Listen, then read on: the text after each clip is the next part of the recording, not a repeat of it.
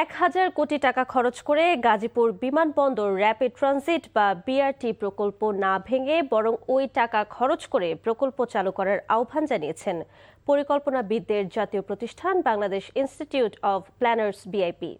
সকালে গণপরিবহন নির্ভর নগর ঢাকা গাজীপুর বিআরটির ভবিষ্যৎ বিষয়ক সংবাদ সম্মেলনে এই আহ্বান জানায় সংগঠনটি।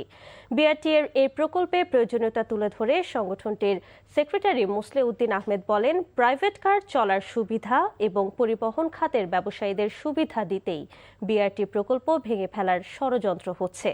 বিআরটি প্রকল্প যেন গণমানুষের জন্য দ্রুতই উন্মুক্ত করে দেয়া হয়, সেজন্য সরকারকে দ্রুত ব্যবস্থা গ্রহণের আহ্বান জানান তিনি। এছাড়া এই প্রকল্পে কাজে কারা ভুল করেছে সেটির নির্মোহ তদন্ত এবং কাজে গাফলতি থাকলে তাদের শাস্তির আওতায় আনার আহ্বান জানান সংগঠনটির সাবেক সভাপতি অধ্যাপক আদিলুর রহমান।